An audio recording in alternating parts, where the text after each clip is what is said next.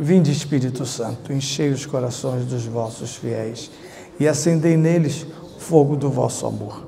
Enviai, Senhor, o vosso Espírito, e tudo será criado, e renovareis a face da terra. Oremos. Ó Deus, que instruíste os corações dos vossos fiéis com as luzes do Espírito Santo, fazei que apreciemos retamente todas as coisas segundo o mesmo Espírito e gozemos sempre da sua consolação por Cristo, Senhor nosso. Amém. Então, boa noite a todos que já chegaram. Creio que alguns outros ainda venham. Vamos nos acomodando. E eu vou reverter a lógica que tem sido falar e depois ouvir. Eu quero começar ouvindo. Hoje é a 4ª sessão do nosso curso. E eu quero um rápido retorno, né? um memories sobre onde estamos no curso. E dúvidas que não precisam ser só sobre aquilo que eu tenho falado, podem também ser suas dúvidas. Então, eu queria dedicar alguns minutos, dependendo do uso, para, antes de começar o tema desta 4ª aula, ouvi-los. Afinal de contas, que se entendeu, que se percebeu, são 4 semanas de estudo. Do primeiro dia que pisei aqui para hoje, houve alguma alteração no que eu sabia sobre esse livro? Sei mais, sei menos, está igual, tanto faz. Porque no meio do curso você precisa se perguntar por que as pessoas estão estudando um troço que depois elas não tiram proveito, né? Quem quer falar? Eu aprendi muito. Sim. Porque eu acho que através dos livros... Os outros estão ouvindo ela falar? Eu sempre achei muito complexo. E não chegava à minha mente. Sim. E eu não compreendia e desinteressava-me. Sim. E eu acho que o que eu mais gosto é a maneira simples como nos explica que afinal se calhar não é tão... É bem mais simples que parece. Sim. Exatamente. Qual é o sentido destes textos tão complexos e das cartas e como se lê e onde é que começa o livro e porque estes simbolismos são diferentes e que às vezes assustam um pouco, não é? Porque nós não compreendemos e achamos sempre que é um termo agressivo. Sim, cadinho não, muito. É um livro feroz. Exatamente. Um livro feroz, não é um livro de romance, não. Pois, tem razão. Fica muito complexo e uma pessoa às vezes desiste Começa de tentar compreender o que é que está aqui. Sim. E acho que ajuda muito a sua forma de expor. E também, não é a minha área de estudo e já há muito tempo que não vou só àqueles textos soltos da missa que não fazem às vezes, quando nos falam nós lembramos logo de tudo, não é? Mas não está catalogado já os evangelhos, onde estão só Paulo, já há muito tempo que não mexia na Bíblia. Aliás, nota-se que o Apocalipse aparece pouco. E as poucas vezes que aparece, em geral os padres correm dele. Ficam no Evangelho e não tocam nesse assunto. Então, o fiel ouve, mas não tem repercussão. Não. Realmente a sua explicação faz com que entre realmente nos próprios Evangelhos, porque para nós está de fora, não faz mesmo. Exatamente. Esse é um dos objetivos, que aliás é a natureza do meu trabalho com Apocalipse, é isto. É mostrar como a melhor interpretação de qualquer livro do Novo Testamento e da Bíblia depende de uma leitura muito séria dos Evangelhos. Tirou os Evangelhos, a Bíblia não tem sentido? Porque São Paulo está falando de alguém que não ouve. Se Cristo ressuscitou dos mortos, se não ressuscitou, vai a nossa fé. Mas quem falou que ele ressuscitou dos mortos? Quem é Jesus? Então, o Evangelho é como a Torá foi para o Antigo Testamento, é o Evangelho para toda a Bíblia. A base da Escritura são os 4 Evangelhos, que estão repercutidos nos textos posteriores. As cartas de São Paulo até o Apocalipse. Só ia falar alguma coisa. A senhora me fez uma pergunta logo no início do curso, foi muito bom. Eu sempre fui muito curiosa com a Bíblia. Desde desde jovem, adolescente até. Só que não havia cursos. E aqui na nossa igreja começou a haver todos os anos os franciscanos capuchinhos faziam cursos todos os anos, mais que um. Sim. E depois a Semana Bíblica eu sempre presente, sempre gostei. A última vez que estive em Fátima foi interessante porque o Frei João Alves ensinou a ler os textos do Evangelho, ou mesmo do Antigo Testamento, que foram escritos para aquele tempo, mas para a gente aprendi a abrir e a ler para o tempo de hoje. Eu discordo fundamentalmente de afirmar que a Bíblia foi escrita para aquele tempo. Isso é bobagem. Heródoto foi escrito para aquele tempo. Dante, Camões, a Bíblia nunca. Por um motivo simples. A Bíblia é a inscrição da palavra de Deus. Ontem, hoje? E isso, inclusive, é importante porque o leitor pode se apoderar da Bíblia hoje e fazer dela gato e sapato. E está acontecendo isso?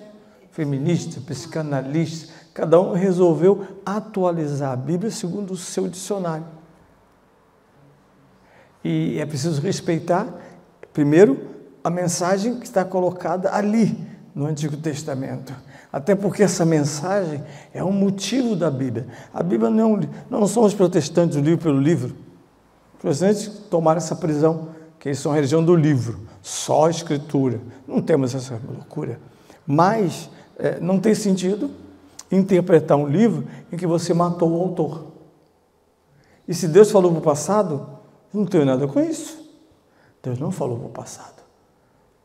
E o Filho garante isso, porque no auge da apresentação do Cristo, nada mais, nada menos que o Pai, ele diz, escutai-o. Escutai-o na profecia e ele mesmo. Então, houve uma fase na teologia que esse Frei bem representa, que é dizer, sempre assim, foi uma coisa no passado. Bem, tomar consciência do passado é importante para eu me aproximar do passado primeiro, para não projetar totalmente o presente no... Vou dar um exemplo. A concepção de mulher hoje tem alguma coisa a ver com a concepção da mulher na antiguidade? Muita coisa não. Outros até negam. E, no entanto, na Escritura, Deus não está falando para a mulher da antiguidade, está falando para as mulheres, para os homens, para as crianças. Agora, tudo isso que ele fala, ontem, hoje e sempre, tem que ser localizado, ele sabe disso, Deus sabe, ele criou o homem, sabe que a criatura é sempre onde e quando. Quando eu falo no ser humano, eu digo onde e quando. Hoje é dia de São Francisco de Assis, 4 de outubro, Assis, ano 12º século. As coordenadas são importantes. Para que são importantes as coordenadas? Para voltar ao passado? Não. Para entender de que maneira a minha interpretação sobre os textos vai ser autêntica. E não uma imposição no presente. Hoje eu penso assim, a Bíblia é assim. Amanhã pensaria o contrário, a Bíblia é ao... Não. E a exegese caiu nesse erro. Está corrigindo devagar. De achar que, por exemplo, quando há uma discussão sobre coisas atuais, como a ordenação de mulheres, e não sei mais o que, padres casados, tudo isso é dito assim. Ah, mas no passado não podia, hoje pode. Não, a Escritura não é um livro ultrapassado, que precisa de atualização no sentido de mensagem. Não. Agora, não quer dizer, nós somos fundamentalistas, para ler o texto do passado como se fosse presente.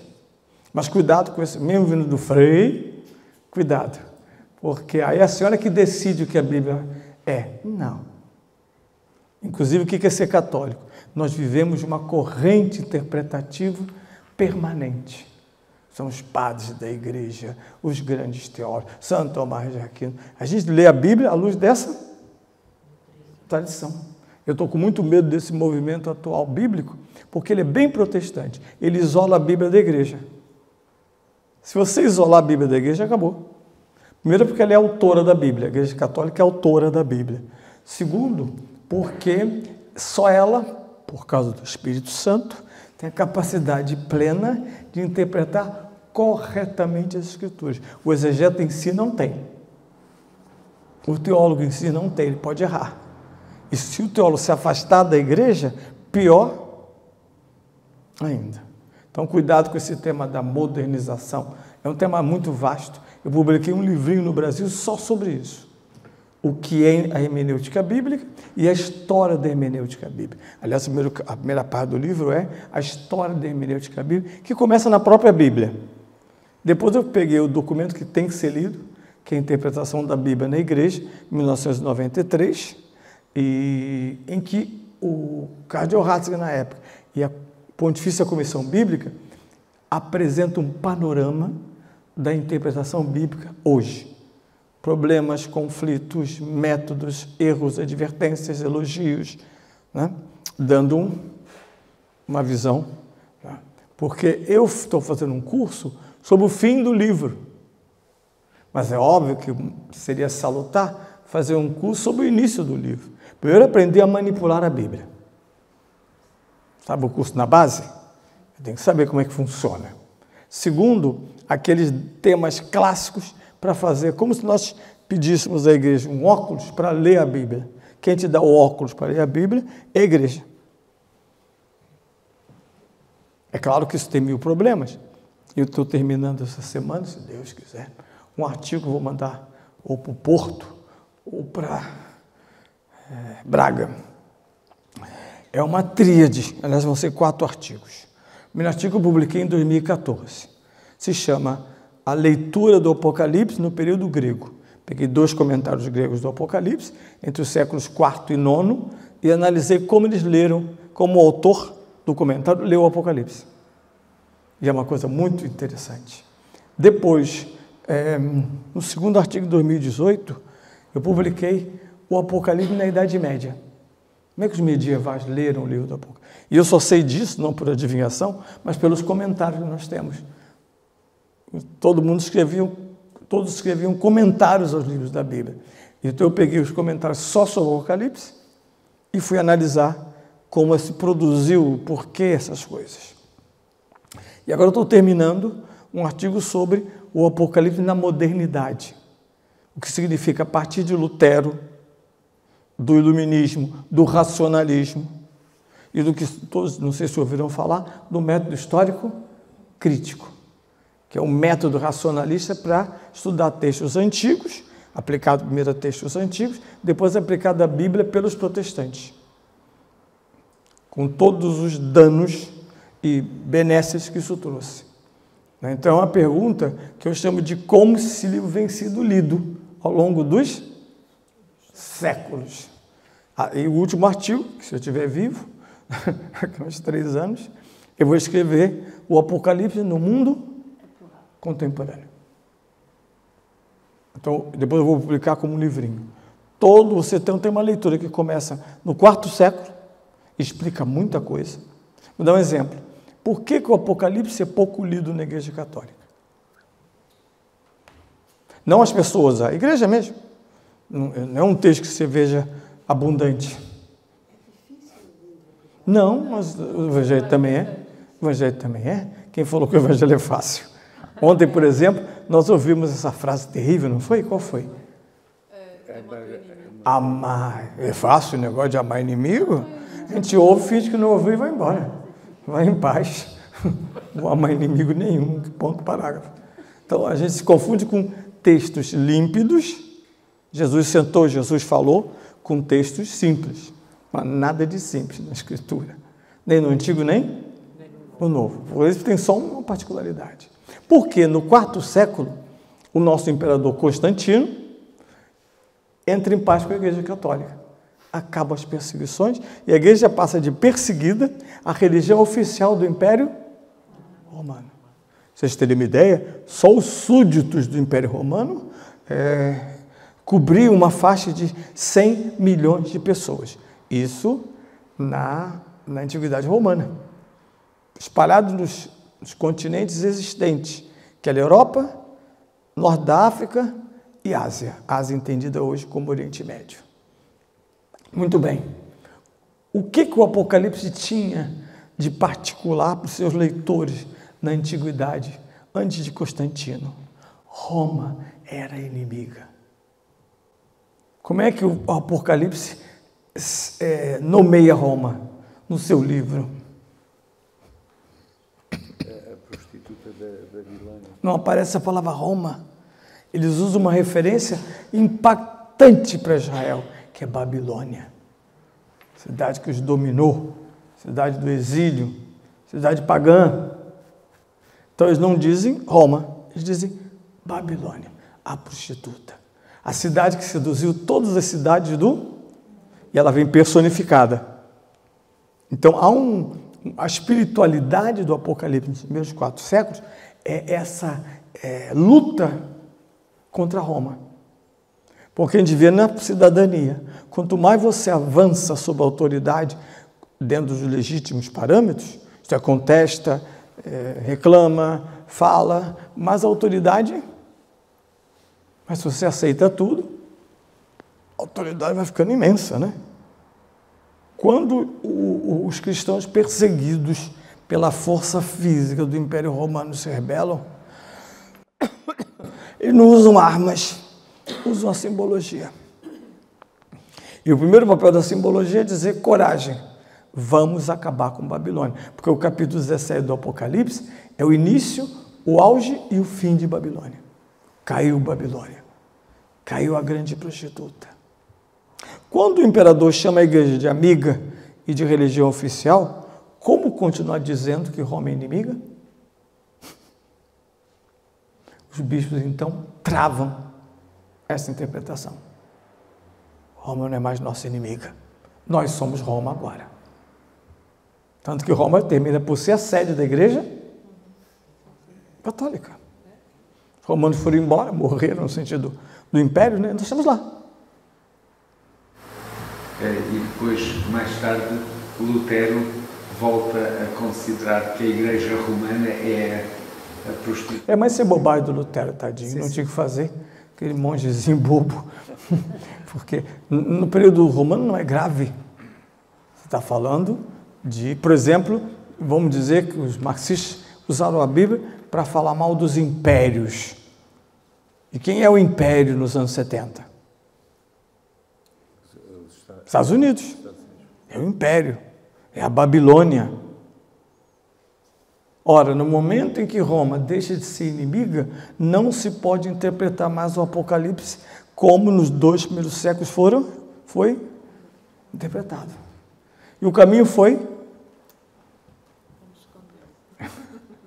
Claro que todo o conteúdo que vem reprimido gera demanda.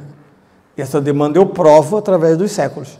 Como esse livro, apesar de tudo, ele parece um vulcão, de vez em quando ele estoura. Não é? E as pessoas ficam bons leitores. Mais alguma questão? Eu sou todo ouvidos. Agora só um comentário, uma coisa interessante é que depois, ao longo de cada geração, interpreta, por exemplo, a figura do anticristo de acordo com a realidade que o cerca. Por exemplo, no tempo de Napoleão, o Napoleão era o anticristo. No tempo de Hitler... Depende para quem. Exatamente. Os franceses amavam Napoleão. Mas o Hitler... Depois aparece um anticristo. Depois o Saddam Hussein... Mas aí é mais complexo. O Trump já não, o Trump, também o Biden. Não, o problema não é este, não é o que eu quero que ele seja. O anticristo é uma entidade, não simplesmente personalizada, mas ele diz respeito a algo que São Paulo vai chamar de mistério da iniquidade, que não depende do Hitler, que não depende. Ninguém é tão mau a ponto de encarnar totalmente o espírito da iniquidade. Não temos essa capacidade, porque fomos criados e redimidos por Deus. Podemos ser muito malvados, mas não se pode dizer que esse ser humano é a síntese. A única síntese do mal chama-se Satanás. O anjo miserável, desgraçado, ele é assim. Jamais ele faz o bem. Jamais. Não há hipótese. Prometo que, sendo editado, eu vou mandar para os padres daqui. É o meu próximo projeto de escritura. Eu vou analisar o anticristo na segunda carta aos Tessalonicenses e no Apocalipse. São duas descrições magníficas do anticristo. E eu estou escrevendo isso por quê? Primeiro, que é a minha área de trabalho. Segundo, porque é oportuno. É oportuno pensar em figuras e momentos históricos em que o mistério da iniquidade parece que está manifestando-se. Para além dos gostos. Para esquerdistas, o Trump é o demônio. Para direitistas, o Biden é um demônio. Se for assim, a gente vai elegendo todo mundo como demônio da nossa vida. Temos uma lista de demônios que não gostamos. Né? Eu sempre digo que no trânsito, a melhor dos xingamentos é vai para o inferno. Nós não podemos mandar para o inferno. Não temos, mas a gente com raiva, esse poder não temos. Nem de ser mandados, nem de... Né? Então, nesse sentido, não se pode circunscrever uma categoria bíblica ao seu uso ou simples referência social. As referências são importantes, mas não definem o anticristo. Senão o anticristo fica ao sabor do meu gosto, da minha ideologia, do sei lá do quê. Quem dera fosse um objeto de imaginação, o anticristo. Bem, posso passar? Começo então a aula. De qualquer forma, é só levantar e interferir. A senhora terminou o que queria falar? Que eu vou interromper. Terminou? Que bom, é esse aqui eu gosto. Eu gosto de gente assim, quer saber mais. Acho espetáculo. Bem, vamos lá. Eu tenho que ficar meio de banda para olhar o que eu tenho lá. Vou pedir que todos abram a Bíblia, por favor, ou seja, o Apocalipse. Muitos já estão com o texto aberto. E eu vou ilustrar o que eu vou falar agora. Capítulo 12, famosíssimo. É interessante como, desde o princípio, a igreja interpretou esse texto como um texto mariano, ou ao menos eclesiológico. Esta mulher, por que eu estou dizendo isso? Como é que eu sei que a igreja interpretou de modo mariano esse texto? Com a prova que eu tenho dessa minha afirmação peremptória. Que ela deu à luz um filho que vai reger todas as nações. Textualmente concordo, mas eu quero uma prova de ação, ou seja, como a igreja corrobora essa visão de que essa mãe e o filho são Jesus e Maria. Porque apareceu um grande sinal no céu. Não é suficiente, não. É uma coisa mais experiencial. Vocês sabem disso por um caminho que se chama liturgia. Nas festas de Nossa Senhora, a vossa padroeira, no Céu da Conceição, lá está o texto. Assunção, lá está o texto. O Apocalipse é um texto que ilustra as glórias de Maria.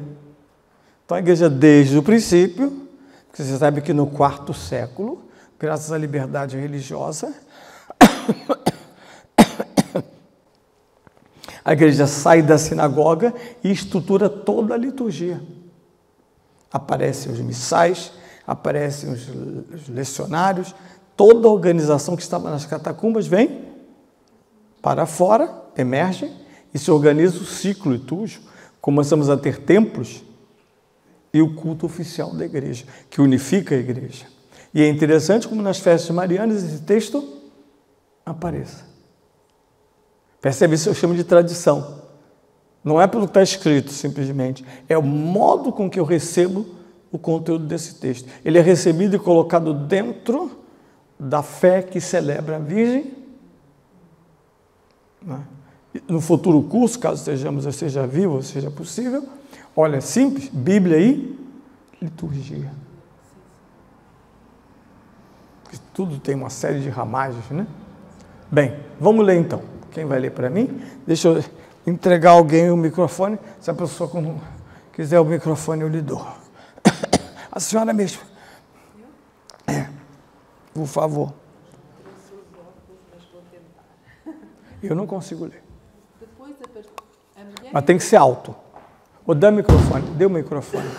Porque quem está lá no fundo... A mulher e o dragão.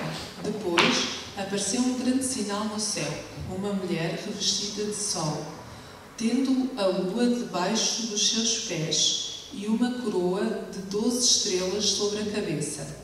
Estava grávida, com dores de parto, e gritava com ânsias de dar à luz. Apareceu então. Não, então vamos parar na primeira parte. Na verdade, os últimos versículos do capítulo 11 são importantes porque diz que isso aconteceu dentro da Arca da Aliança. É um contexto revelatório muito profundo. Do centro da religião é que surgem essas imagens. É outro tema interessante. Mas aqui o que temos? O que o autor está fazendo? Que tipo de descrição ele está fazendo? Parece estar a fazer a descrição de uma... Não falei o que ele descreveu. Eu perguntei que tipo de descrição. A pergunta não é tanto o que ele descreve, mas como ele descreve. Qual é a natureza dessa descrição? Por exemplo, acabei de ser assaltado, chama a polícia e ela pede dados do criminoso, da situação, da circunstância, né? E você então descreve. Não, era uma pessoa dessa altura, mais ou menos, estava não sei o quê, e sei lá, vai dando os dados para que o investigador desenhe e, quem sabe, apareça o rosto desse desgraçado e seja preso. É isso que está sendo feito aí? Não. Ótimo. Gostei do sim, não. Isso é muito bom. Vamos para o sim. Depois vamos para o não. Só disse sim, por quê? Foi a senhora, não sei, alguém? Porque descreve como é que era a mulher que tinha as duas. Não, mas isso eu entendi. A minha pergunta não é que ele descreve ou não. Como ele descreve? A senhora disse não, vamos avançar para a senhora enquanto ela pensa. A senhora disse não, não foi? Por que não?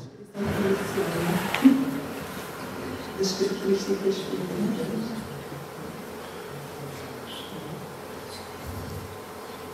A ajuda está no quadro, está na tela. Simbólico. Obrigado. É uma descrição simbólica. O juiz está ali, ex-marido e ex-mulher. Como ela o descreve? Um monstro, um homem horroroso. Ele me batia, etc, etc. Aí o juiz tem a obrigação de levantar dados. E nada disso aparece na descrição histórica daquele cara. Não tem uma queixa em delegacia, não tem marcas, não há testemunhas de agressão, mas naquele dia a afirmação foi: quero me separar desse monstro. É uma descrição real? Não, é da emoção. É das vísceras. As pessoas, quando nos são simpáticas, fazemos uma certa descrição dela. Quando nos são antipáticos, fazemos? Não é um tipo esquisito. Ninguém está descrevendo uma mulher como, por exemplo, a Virgem descreve, os evangelhos descrevem a Virgem. Seu nome era Maria, ela estava em Nazaré, e ponto. Era noiva. Isso é descrição, tem algo simbólico nisso? Não, simplesmente ela. O nome é Maria, mais concreto não pode ser. Segundo, noiva de um tal José, na cidade de X. Depois é que o anjo vai entrar com uma linguagem superior. Aqui não. E como é que você sabe disso lendo o texto? Pela própria descrição. Volta de novo para mim, porque eu pedi um versículo só. Depois apareceu um grande sinal no céu. Primeiro, ela é um sinal. Ele não está ali olhando uma pessoa que passou. Ele está recebendo uma profecia, um sinal. É um sinal de que tipo? No grego, megalé. Grande. Não é um símbolo qualquer, é um símbolo potente. Então, exatamente. Então o leitor já fica atento para aquele símbolo aí, pelo amor de Deus, né? Vamos olhar bem. É interessante que Isaías também diz que virá um sinal, uma virgem ficará grávida. Mas isso é outro contexto. Ele fica grávida... É a virgem como sinal. Sim, mas não, a virgem não é como sinal, não é a virgem, é a virgem grávida. Porque virgem é virgem, está tudo certo, obrigado. Não, o jogo de Isaías é dizer, uma virgem dará luz. O que não é extraordinário, porque Isaías não fala da virgem grávida. Fala? Não, pelo texto não. Ele diz que uma virgem dará à luz. E parece muito natural, né? E esta mulher está grávida e dá... Mas não tem nenhuma analogia com Isaías. Com os dias de dar à luz. Mas aí é descrição. Se está grávida no 9º mês, não tem muito o quê? Percebe como é que o autor mescla? Por que isso? Na literatura contemporânea, nós chamamos um tipo de símbolo fantástico, chamada literatura fantástica. Por exemplo, você diz assim, eu vi uma mulher que de repente virou uma águia. Isso é mito. Isso é a linguagem do fantástico. Como é que ela de mulher vira? Águia. Vocês viram aquele filme magnífico, dos muitos filmes magníficos? Aquele em que é um casal separado por um bispo, por um feitiço, Áquila, e qual é o feitiço? Que eles nunca mais iam se encontrar. Porque durante o dia eles não podiam se encontrar porque o bispo a exilou a mulher. E eles só podiam se encontrar à noite. Mas à noite ela virava uma águia e ele virava um lobo. Nunca iam se... Essa é a maldição de Áquila, inclusive. Fantástico, vale a pena procurar no YouTube e passar os olhos. Eu mandei para vocês também, não sei se todos receberam, o Peixe Grande. Assistiram? Ninguém deu bola para mim, né? Vocês são horrorosos. Ninguém deu bola para mim, indicação de cinema. Fundamental. Essa indicação de cinema depois vai ser a base para a gente entender o Apocalipse no mundo contemporâneo, o cinema, né? Bem, voltando. Este grande sinal é uma mulher... vestida de sol. Pronto, já está me atrapalhando. Mulher vestida de sol. Não, tanto faz, eu digo. Eu estou descrevendo a mulher como mulher vestida de sol. Dá para entender? Como descrição física? Não. Eu não quero, não disse que ela é gorda, que ela é alta, que ela é baixa. Eu disse que é uma mulher vestida de sol. Seria eu? Não sei. Mas eu estou dizendo alguma coisa sobre ela. Luz, calor, energia. Eu estou comparando a sua vestimenta ao poder do sol. Aí depois eu vou dar uma olhadinha lá e eu vou encontrar no Evangelho um texto semelhante para Jesus. Qual é? Vamos lá. Transfiguração. Suas vestes eram brilhantes, reluzentes. Parece que há alguma semelhança, alguma analogia entre a mulher vestida de sol e o Jesus no Monte da Transfiguração. Interessante. Pensando ao contrário, qual é o estado de vestuário de Adão e Eva? Depois do pecado? Antes e depois do pecado. Né? Nus, sem vestimenta. Agora não. O Filho do Homem está revestido de luz. A mulher está revestida de sol, de luz. Aí sol pode significar verdade, iluminação, tudo que a gente puder imaginar que o sol inspire. Né? Perfeito? Bem, tá bom, está vestido de sol. O que mais? Porque lembre-se que alguém vai perguntar, como é que eu posso reconhecer essa mulher? Vestida de sol, simples. Vestida de sol. Pronto. Gloriosa. Aí vem um aspecto importante, que vai ser a aula que vem, que é a escatologia. Como se descreve essa mulher como futuro? Com o sol e outras coisinhas. Por favor. Tendo a lua debaixo dos seus pés. Pronto, só os poetas dizem essas coisas. Estão apaixonados de São Valentino. Ninguém tem lua embaixo de pé, não tem, ela tem. Ela tem. Para reconhecê-la tem que ver essa grandiosidade. Aí se você fechar a imagem, quais são os dois astros? Sol e a lua. Ela é rainha da criação. Sol e lua são os grandes símbolos do firmamento. Deus cria o sol, depois cria a noite, cria a lua para a noite e o sol para o dia. É uma etapa da criação fundamental, porque sem a luz há beleza, não há visão, não há gozo, não há nada. Você tem que ter luz. Eu morro de rir vendo as pessoas que se habituaram a fotografar com o celular, que elas fotografam, às vezes, ignorando a luz. Faz uma foto minha, a pessoa está na sombra, e a outra lá, tec, parece que tudo apagado. Mas elas estão com aquele troço na mão e não entendem que tem que ter luz. Né? Luz, sol e lua, o que mais? E uma coroa de 12 estrelas. Pronto. Completou o céu. Ela tem a lua, ela tem o sol e tem agora 12. Por que ela não tem 12 mil, 15 mil, 8 mil, 7 estrelas, 5 estrelas, 1 estrela? Não só os apóstolos. Isso. 12 empregado, tanto que depois vamos ter os 24 anciões. 12 empregado, porque o livro do Apocalipse tem muita preocupação de unir judeus aos cristãos não judeus. O tempo todo são 12 coroas, 12 tronos, sempre 12. Horas designam claramente, como é o caso da Nova Jerusalém, que tem 24 tronos. Ele diz, os 24 tronos são 12 dos profetas e 12 dos apóstolos. Exato, estão unidos na metáfora, na figura, na imagem. Né? Muito bem, então ela tem essa, e fecha o ciclo cósmico. Estou falando da mulher cósmica, não necessária esta ou aquela, nem todas, porque inclusive essa figura não é uma figura de toda mulher.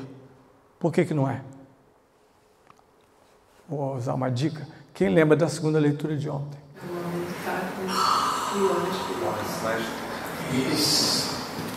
Ela é o símbolo da mulher espiritual. Da nova, a gente vê claramente o que é uma mulher convertida e o que não é. Os valores, os costumes, a indumenta, como lida com a vida, com os filhos. É totalmente diferente. Mas é evidente. Eu estava com o seu Saraiva no shopping. Eu tive que comprar lá uma coisa. Aí na volta eu sou muito observador, muito. Posso estar calado, mas estou o tempo inteiro filmando, observando, gravando. Notei que chegou um rapaz jovem. Eu digo isso porque, em geral, o jovem não tem essa disponibilidade de saudação. São bonzinhos, mas não falam, não cumprimenta, entra. E esse rapaz chegou e o saudou. Tudo bem, não sei o quê. Eu falei, bem, são conhecidos, é verdade. Mas diferente esse rapaz, com todos esses hábitos de saudação. Ele saudou ao entrar e saudou ao sair do elevador. Guardei a pergunta. Depois perguntei assim, interessante aquele rapaz saudando o senhor. Ele é da igreja. Tá. Porque um cristão mal educado é a coisa mais horrorosa que pode? E tem. Nós estrangeiros é que sabemos. Tem. Católico mal educado, ele não saúda, ele não tem o mínimo de referência. É uma coisa horrorosa. E ele acha que substitui a missa ser mal educado. Esse rapaz foi, por causa de relações eclesiais de fé, saudou de modo, para mim, insólito em relação a um jovem normal, atual. Porque nós, quando éramos crianças, a mãe beliscava, saúda, benção, bom dia. Hoje em dia não dá a mínima, e ponto, parágrafo. Né? Achei interessante. São as relações. Esta mulher não é toda mulher. Essa mulher é a mulher que foi atingida pela graça. Essa é ela, que obviamente se entende. O que mais? Vamos avançar para terminar? Estava grávida. Isso é simbólico? Não necessariamente. Claro que podemos estar grávidos de ideias interessantes, mas ninguém vai depois parir, ao menos fisicamente. Vai parir escrevendo, desenhando, pintando, musicando, vai parindo as ideias, né? Ou não, ou abortando-as. Ora, essa mulher está grávida. Aí eu volto, aí sim, eu volto a Isaías. Posso voltar a Isaías, posso voltar ao Evangelho. Ela ficou grávida por menção do Espírito. A Virgem Maria ficou grávida. A igreja mantém essa tensão. A Virgem ficou... Que é isso? Esse é o microfone? É o microfone. Sabe o que é isso? Pode ser a bateria que está acabando. É melhor desligar. Esse barulho é desagradável. É a bateria. Quando faz esse barulho assim, a bateria está acabando. Bem, voltando. Essa gravidez é o mergulho que o símbolo faz na história. Lembra que eu falei que é uma descrição simbólica e uma descrição material? Estar grávida é uma referência histórica. A comunidade cristã entendeu.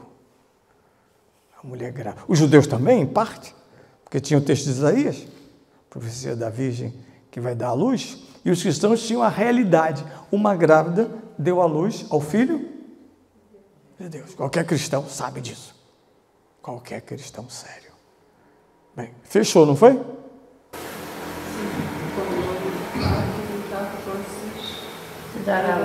Ponto. Vamos para o segundo símbolo. Outro sinal.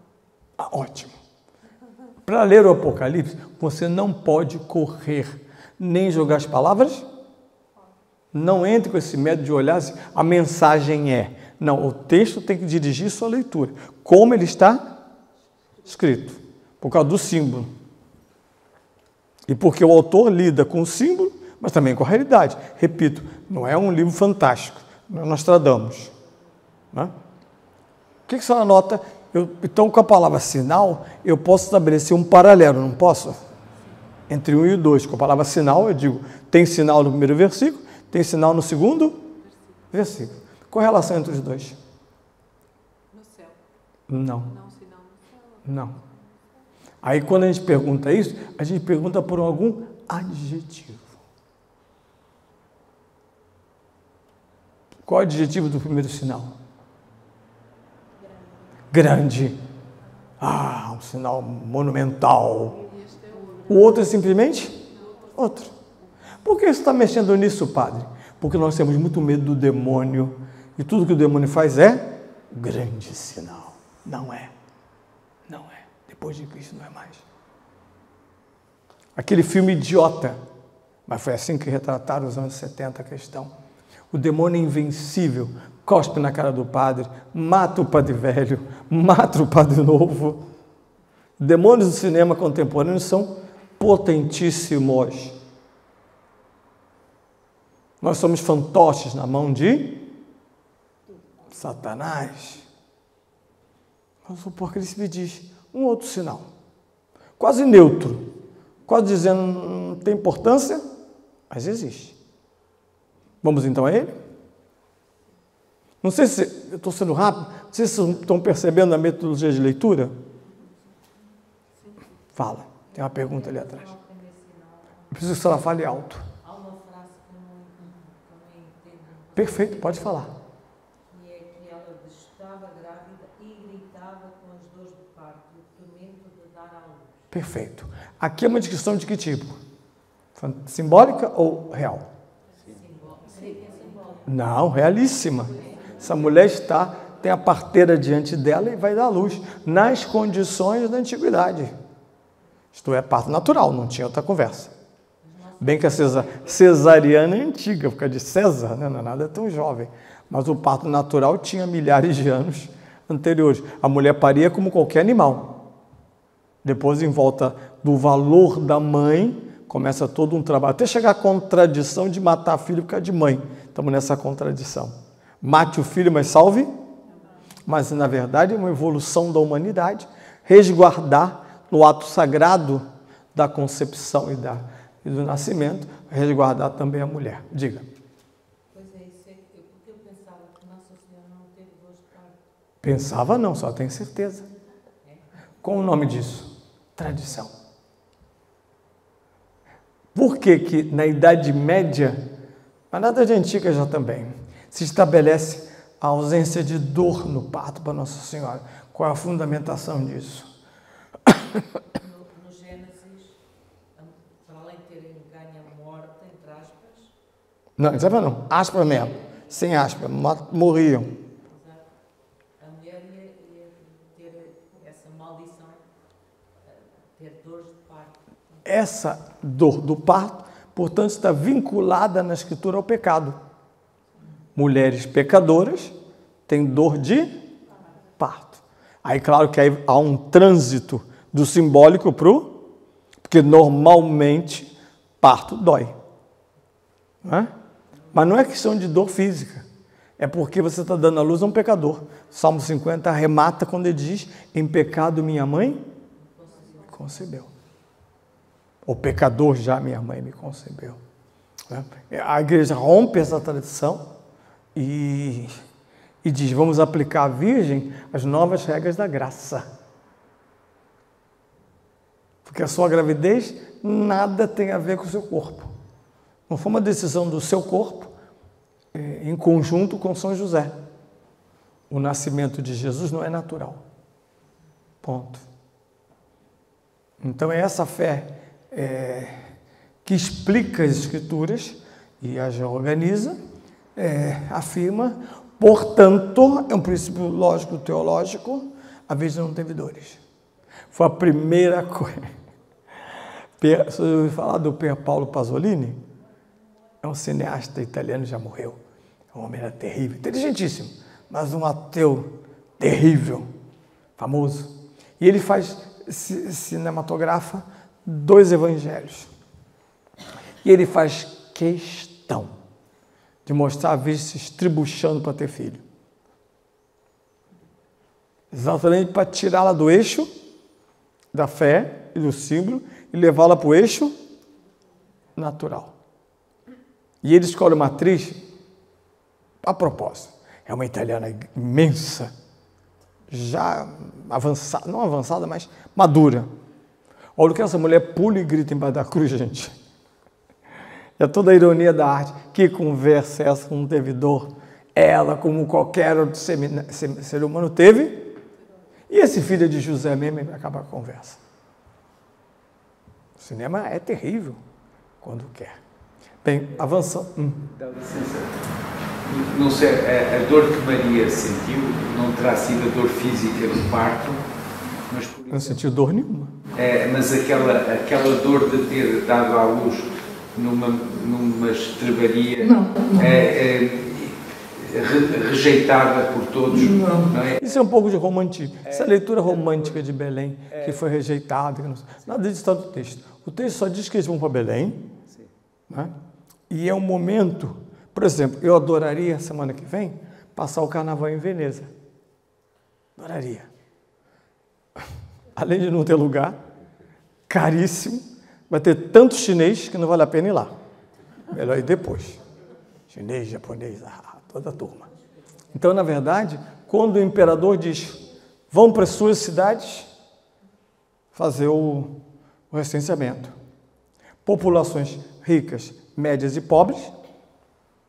E como em qualquer cidade com esse evento, os pobres têm um espaço à altura do seu orçamento, os médios e os... Não se pode dizer, pelos textos bíblicos, que Nossa Senhora é pobre.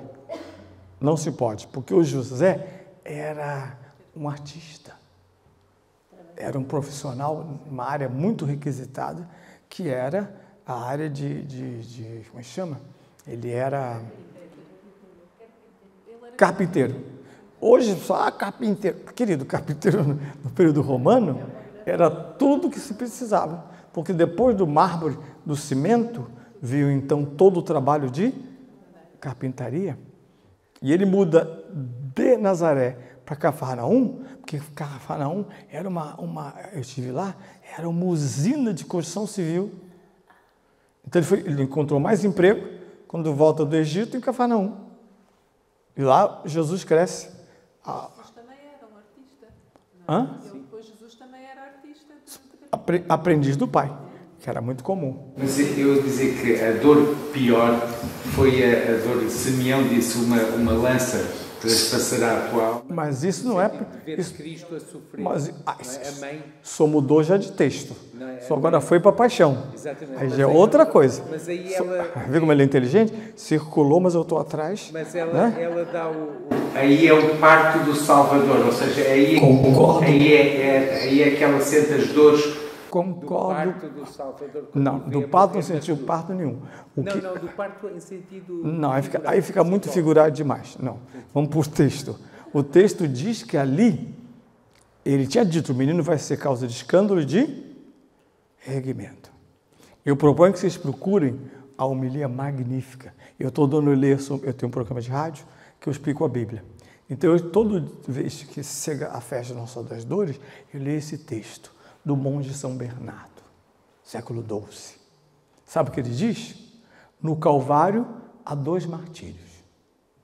Um na cruz e outro no coração. Então, eu evito esse malabarismo, porque no parto não houve dor, ponto. Porque o que acontece? A razão tem que funcionar segundo a fé e não deixar de ser razão. Essa é a dificuldade dos católicos hoje. Para serem racionais, eles negam a fé. Ou então ficam fideístas, fundamentalistas, nem uma coisa, nem outra. Então, eu não vou encontrar nos textos da encarnação dor em Maria. A profecia para o Calvário. Porque ela tem tanta consciência, não tanto do filho que está morrendo, ela o entregou desde o início, sabe que não foi ela que fez, foi Deus que fez nela.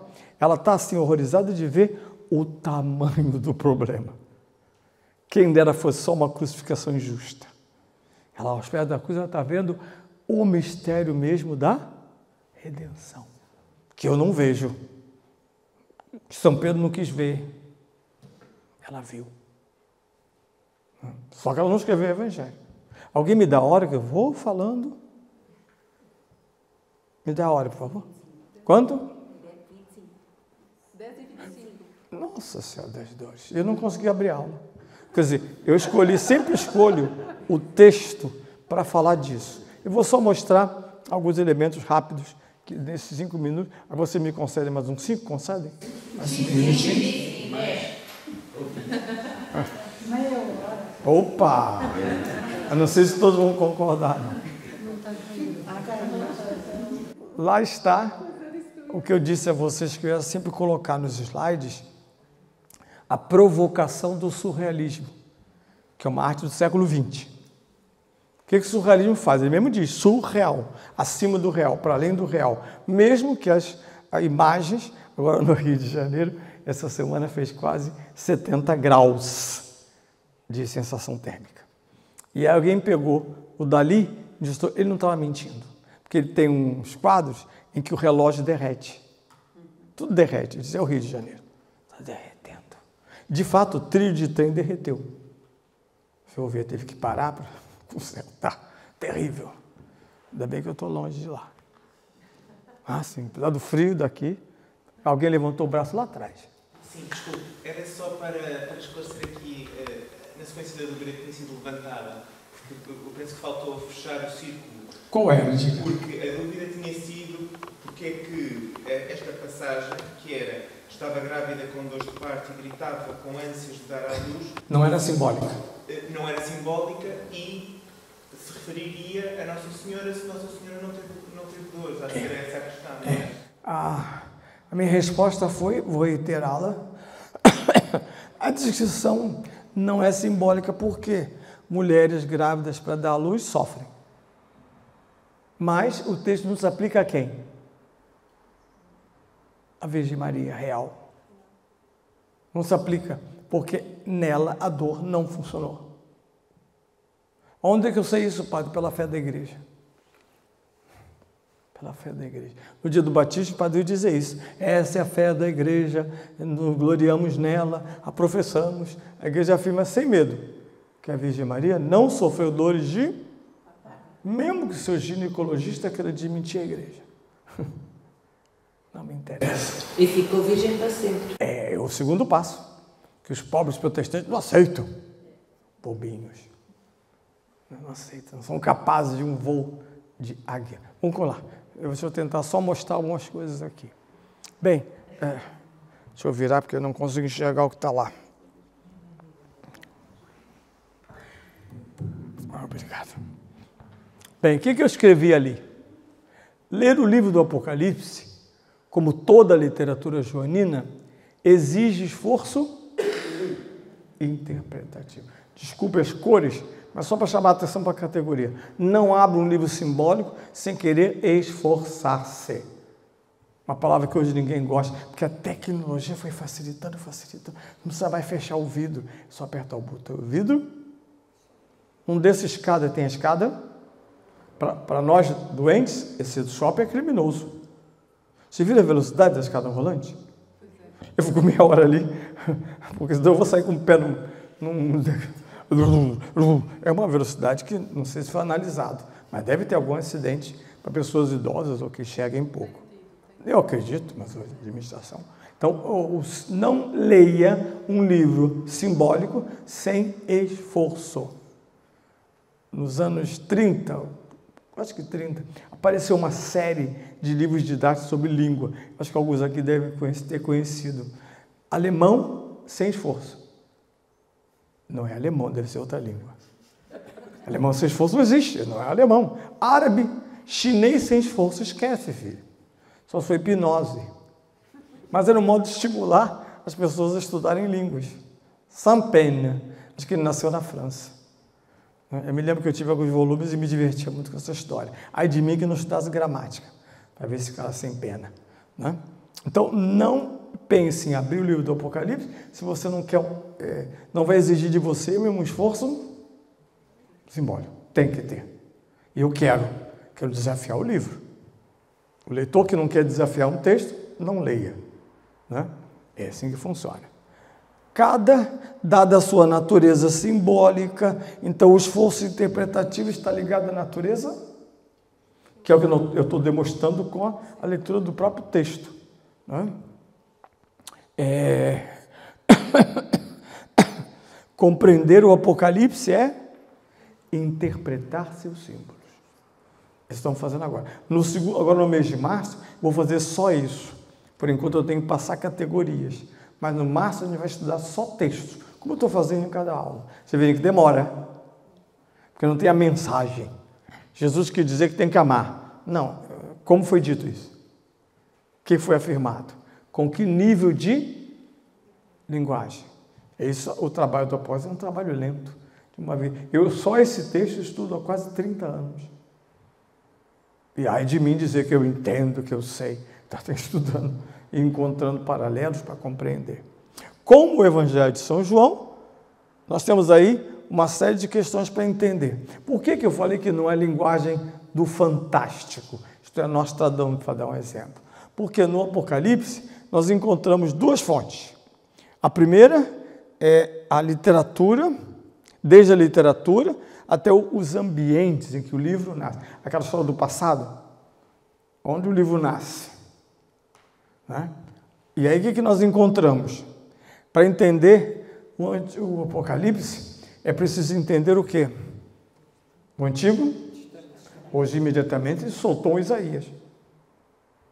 Lembra que na semana passada, quando eu apresentei o capítulo 1, qual foi o profeta que emergiu ali? Daniel 7. Não se pode ler o Apocalipse como se fosse um livro independente da leitura de textos do Antigo Testamento. Porque a comunidade é essencialmente judaico-cristã. Então, esse léxico é importante. E o livro se apresenta, sobretudo, em torno da figura do êxodo, da alma de Israel. Sobretudo, quais são os ambientes que estão indicados no livro? Ambientes profético-apocalípticos. Olha que belezinha. Isaías 24 a 27 são os textos em que a vaca dorme com o leão, a criança bota a mão na toca da serpente. Todos esses textos estão envolvidos na unidade 24a para falar da volta de Israel a Jerusalém. Né? Daniel 7 e as visões noturnas, por exemplo. Além disso, os ambientes judaicos que estão em volta do Apocalipse, aí sim, tem que estar atento, são ambientes heterodoxos. O que eu quero dizer com isso? Não são os ambientes do templo. Não são os ambientes da literatura oficial de Israel. Ao contrário, olha quem são um dos inspiradores do livro do Apocalipse. Os essênios de Qumran, que é outro tema fantástico. Os essênios de Qumran. E, em particular, depois do encontro dessa biblioteca de Qumran, os estudiosos foram determinando por códigos, por rolos, né?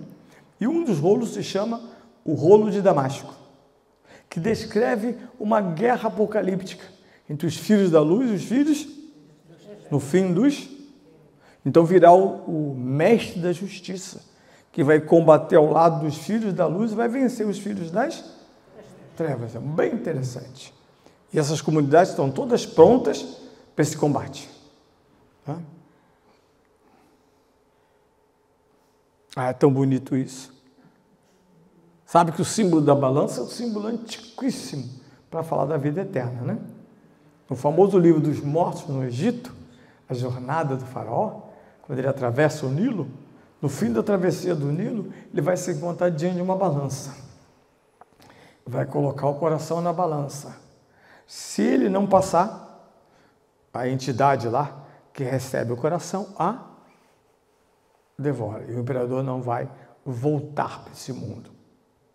Se o coração dele for aprovado, ele volta para reinar mais 1000 anos. Nunca voltaram, mas é uma bela imagem. E aí Jesus vai dizer, onde é que está teu tesouro? Ou melhor, onde está teu coração? Onde estiver o teu tesouro. Analogias interessantes. Depois, do lado pagão, helenístico, a literatura grega primeiro está inspirada por quem? Homero.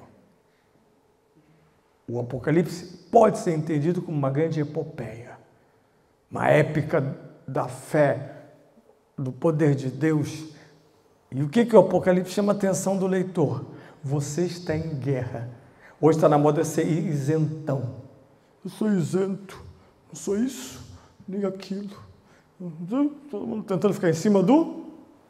Só que todos em cima do muro, o muro desaba, não tem como. Alguém vai ter que descer. Então, essa é a história do Apocalipse. Você vai imediatamente tomar posição. Você está do lado de Babilônia ou do lado do Cordeiro? Quem está do lado do Cordeiro? Esse outro livro responde. Quem está do lado do Cordeiro? Nessa batalha. E aí tem outras coisas.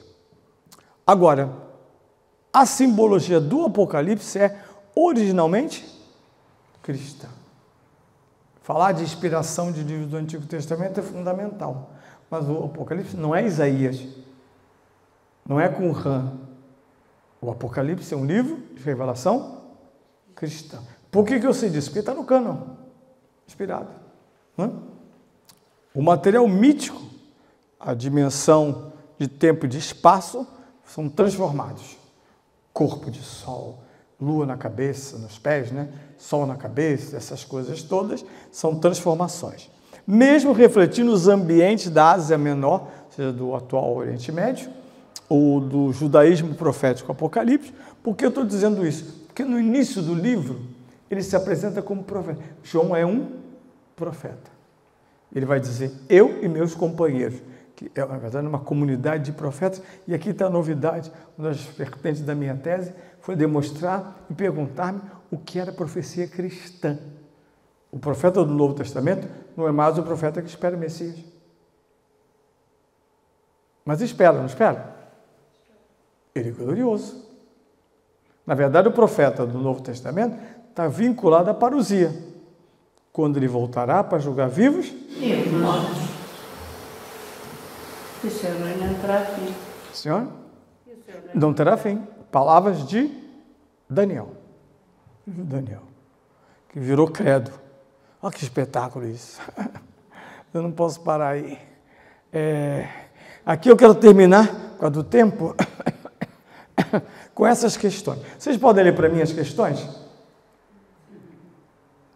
Desculpa o português brasileiro, mas... É propriamente um símbolo quando se fala em um contexto literário como o livro do Apocalipse. Percebe a minha preocupação? O que é símbolo? Quando eu pergunto se parto e dor é símbolo, quando eu pergunto se o corpo de sol é símbolo. Senão vira um pântano da imaginação. O Apocalipse não é o pântano da imaginação. Ele tem critérios e finalidades muito precisas. Então a pergunta é, quando eu falo de símbolo, em que contexto eu falo de símbolo? Eu estou fazendo aqui, concorrendo ao pós-doutorado em Coimbra. Sobre uma... Está ligado ao meu estudo? Eu vou estudar, espero, apresentar um bom trabalho, sobre a poesia simbólica, o período do simbolismo na literatura. Vou pegar um autor brasileiro, mas provavelmente vou também olhar os simbolistas portugueses. Não, Camões não é simbolista. Nada e nada. Camões, pelo contrário, é um épico. É um Homero português. Conta a história das conquistas, etc. Não, simbolista é aquele que diz que a mulher está vestida de sol.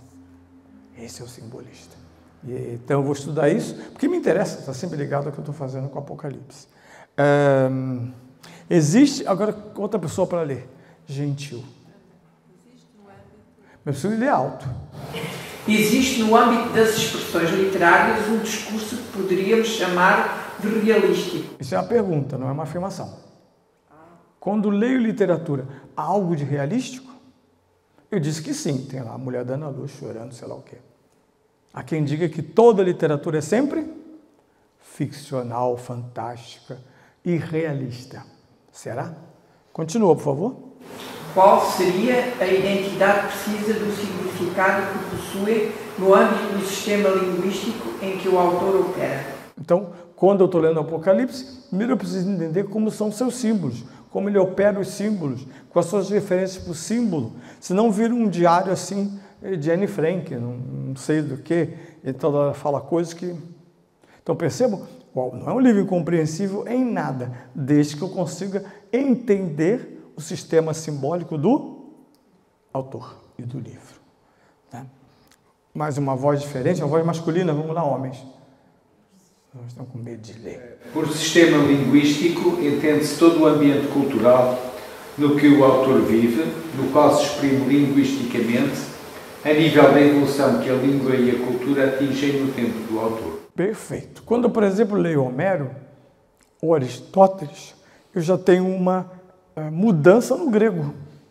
O grego de Homero não é o grego de Aristóteles, nem o grego do Novo. O meu mestrado eu fiz sobre isso. Eu peguei uma palavra grega, doxa, que para os gregos significava simplesmente opinião. O mais desprezível para um filósofo era a doxa, sua opinião. Baseado no senso? Não na razão.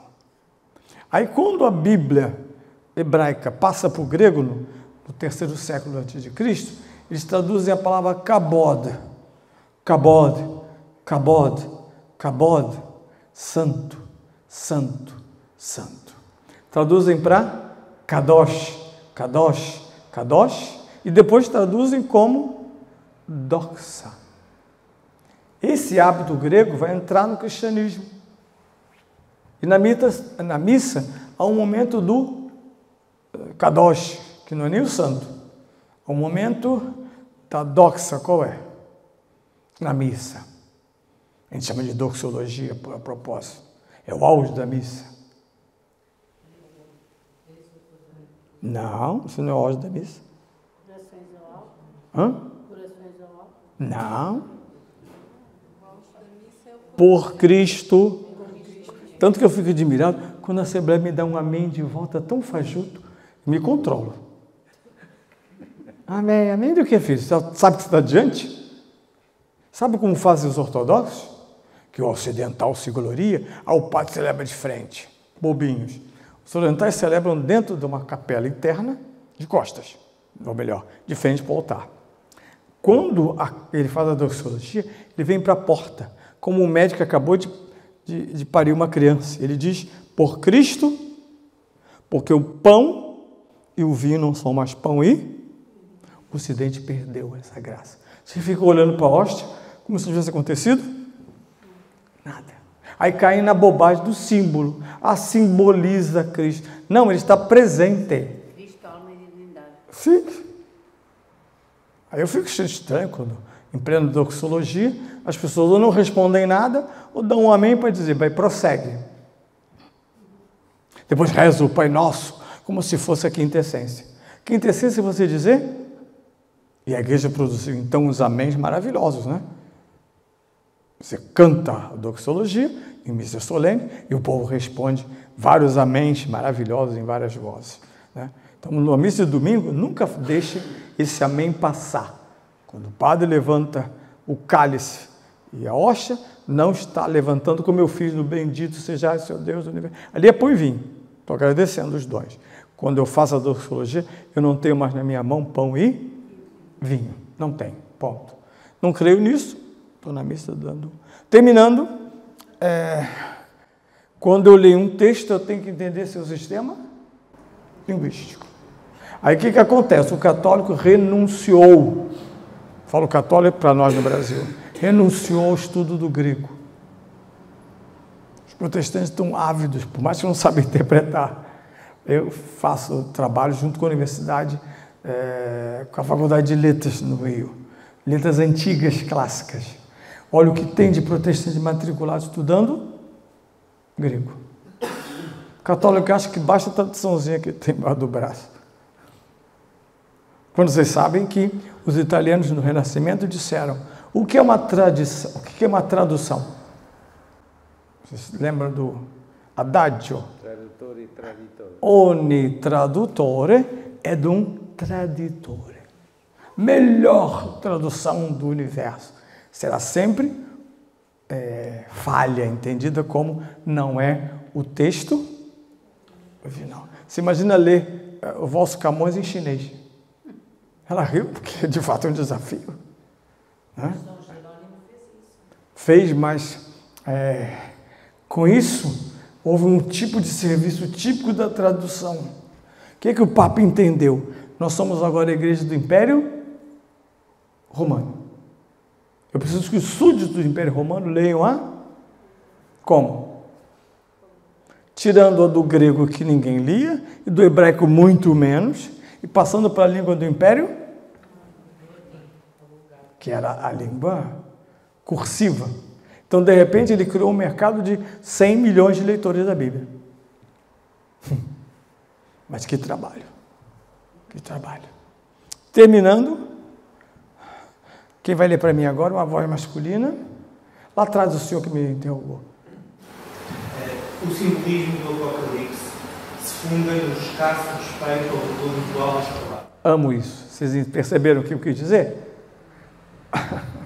O poeta despreza o sentido denotativo das palavras. Dicionários não explicam poesias. Explicam? Não. Vestida de sol. Não há dicionário que resolva isso. Escasso valor para as palavras. Continua, por favor. Este campo de identidade que os termos assumem a linguagem simbólica encontra-se ancorado nas figuras de linguagens como a alegoria, 2, a metáfora, 3, a alegoria. Essas palavras implicam. O que é o alegoré? Alegoré significa dizer diversamente. Tá? A palavra lego, o verbo lego, e uma série de circunstâncias que diz: eu estou dizendo diversamente do que deveria. Em outras palavras, o uso conotativo. Depois, o que é a metáfora? Metaforé é deslocamento. Há um autor brasileiro, que vocês devem ter ouvido falar, que chamava-se Machado de Assis, um gênio da literatura brasileira do século XIX. Ele tem um romance clássico de uma mulher que parece, ou de um marido que desconfia que a mulher o traiu com o seu melhor. E como é que ele faz esse intrigo fantástico? Ele lê Otelo, lembra-se que ele lê Otelo. Ele diz: esse amigo morre afogado. E quando os dois chegam à praia, ele diz: minha mulher estava com olhos de ressaca. E introduz o tema do ciúme. Essa é a ideia do metaforé. Eu não estava triste nem chorando. Era algo a mais. Por fim, já a palavra alotropia, tropos é lugar, alo é outro, o alienígena. Então você tem voltar-se, fazer com que a palavra volte-se para um outro campo de compreensão. O que indica um certo salto de diversidade. Acho que sim. Sua voz é favorita, por favor. Dentro do sistema linguístico, supõe uma parceria entre o autor, a ação, e o leitor, a reação. O uso simbólico da linguagem significa que este evento comunicativo exprime uma inovação criativa. Certo. No Brasil se diz, não sei aqui, se diz quem conta um conto, aqui também, ou daqui que foi para lá. Então, o autor é alguém que está contando um ponto. Não é relativismo. Ele está trazendo para a realidade, quando ele diz simplesmente que a mulher está vestida de sol. Está mentindo? Está, se quisermos. Está inventando? Está. Ele resolveu dizer que a mulher está vestida de sol. Continua. Isto é, a criatividade do autor tende a suscitar no leitor, ou a quem escuta, uma criatividade correspondente de resposta. Daí a senhora que no início falou do passado do presente, o que une o autor ao presente é a mesma ousadia de posicionar-se diante dos significados do texto. E no caso o texto reflete a realidade que ele está vendo e descrevendo. Último parágrafo. O autor, que inova em relação ao sistema linguístico, espera a mesma competência criativa da parte do leitor ouvinte. Por isso é que, infelizmente, no sistema educacional mundial, vossos filhos quase não leem poesia. Mas que lêem romancitos. Homens, então, no século XIX, não leem um poema nem amarrados. Homem não lê poema. Poema para quem? Para as mulheres. Do Salles. Isso é tudo bobagem. Também os acordos ortográficos mudam a... Não, que o último do Brasil foi escandaloso. 5 em 5. Não, a gente agradeceu no Brasil, a academia agradeceu a Portugal. Não queremos essa porcaria. Nós estamos esperando poder tirar, porque foi o presidente analfabeto que otorgou essa droga de reforma, que não tem nada de reforma, tem outros motivos. Tá bom. Conseguimos ler um texto dos finais do século XIX. Verdade. Perceber... Não, e não trata de novo de atualizar, trata-se de criar uma outra língua, até chegarmos à linguagem neutra, que aí é o terremoto do terremoto. Mas isso é uma discussão que dá para fazer. Bem, vamos terminar então, porque já passa do horário previsto. Agora semana que vem, eu vou só mostrar quais são os grupos de simbolismo que nós encontramos no Apocalipse e começamos, melhor não começamos, falaremos sobre a alma do Apocalipse, que é uma literatura escatológica. Falar um pouquinho de escatologia. Em nome do Pai, do Filho e do Espírito Santo. Vamos falar então com essa mulher vestida de sol. Ave Maria. Cheia de graça, o Senhor é convosco. Bendita sois vós entre as mulheres. Bendito é o fruto do vosso ventre, Jesus. Santa Maria, Mãe de Deus, rogai por nós, pecadores, agora e na hora da nossa morte. Amém. Abençoe-vos o Deus Todo-Poderoso, Pai, Filho e Espírito Santo. Amém. Quem se encontra com a palavra de Deus sai abençoado, não sai? É o vosso caso. Obrigado. Obrigado. Boa noite. Boa noite, bom descanso. Obrigado. Preciso.